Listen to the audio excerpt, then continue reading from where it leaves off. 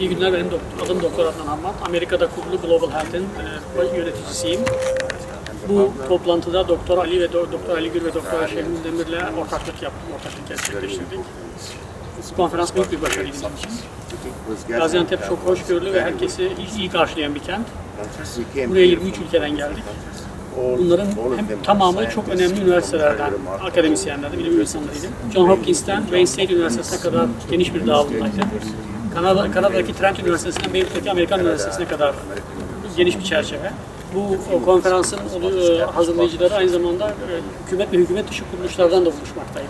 Bu aynı zamanda göçmenlerin ve mültecilerin yaşadıkları zorlukları dile getirmesi için çok önemliydi. Sadece Gaziantep ve Türkiye'de değil, bütün dünyadaki zorlukları dile getirmek için önemliydi. Saygıdeğer basın mensupları, Türkiye, Amerika Birleşik Devletleri, Avrupa, Uzak Doğu, Orta Doğu ve Kuzey Afrika'nın 24 ülkesinden 258 konuşmacı 14-17 Ekim 2019 tarihleri arasında Gaziantep Üniversitesi ev sahipliğinde yapılan Dünya Göç Kongresi'nde buluştu. 55 farklı panelde dünya ve Türkiye'deki göç olgusunda yaşanan gelişmelerin tartışıldığı şu sonuçlara ulaşılmıştır. 14 madde halinde detaylı bir şekilde sonuç bildirgesi yayınlandı. Bu sonuç bildirgesinin birinci maddesinde özellikle sunumlarda 3000'in üzerinde Suriyeli öğrencisi olan Gaziantep Üniversitesi'nin Suriyeli öğrencilerin yüksek öğretime kazandırılmasında üstlendiği örnek rolün önemi vurgulanmış ve yeni kurulan Göç Enstitüsü'nün çalışmaları ve gelecekteki planlamaları anlatılmıştır.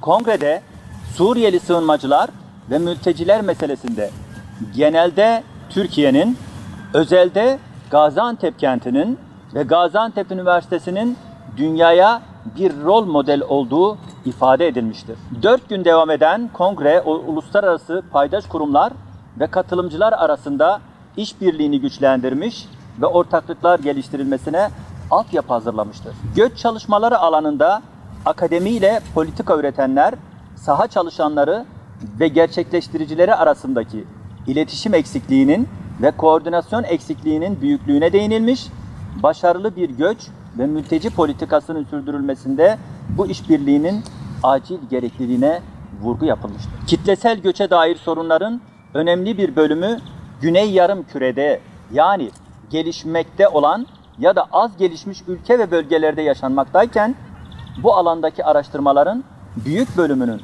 Kuzey Yarımküre'den, yani sanayileşmiş batılı ülkelerden geldiğinin altı çizilmiş ve bunun da üretilen bilgilerle sahadaki gerçeklik arasında bir boşluğun oluşmasına neden olduğu dile getirilmiştir. Bunun için göçe dair indirgemeci ve saha gerçekliğiyle uyuşmayan tutumlardan uzak durulmasının önemi vurgulanmıştır.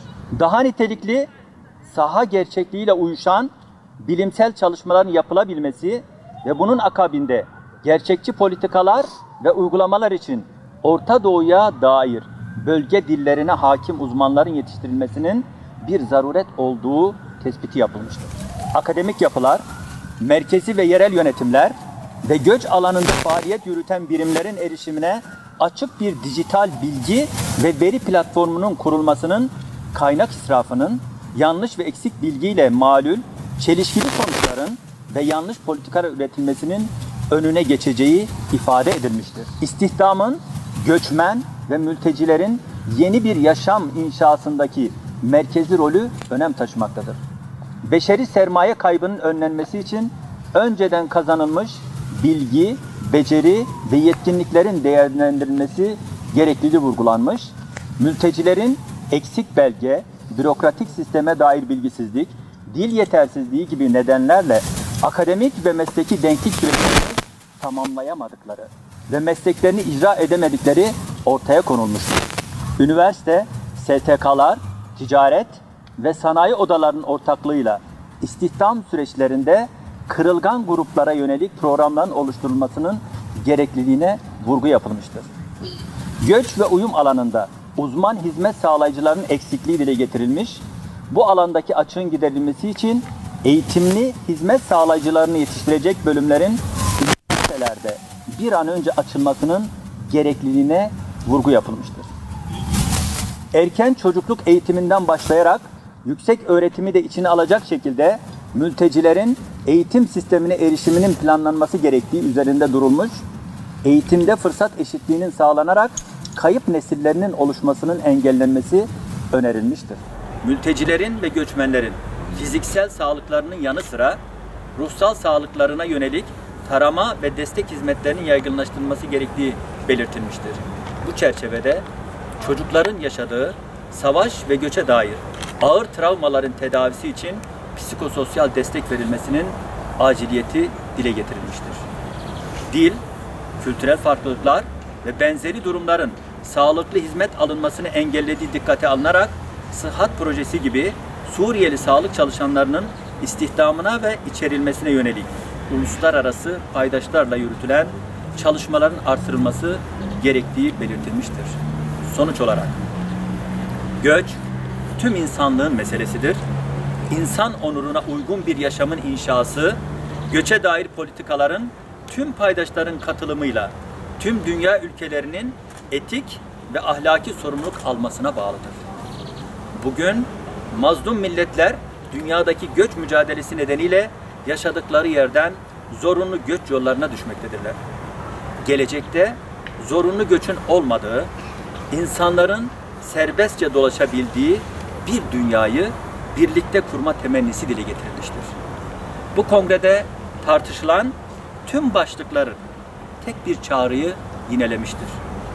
Bireysel ve toplumsal düzeyde sorunun değil, çözümün parçası olmak her bireyin görev ve sorumluluğudur.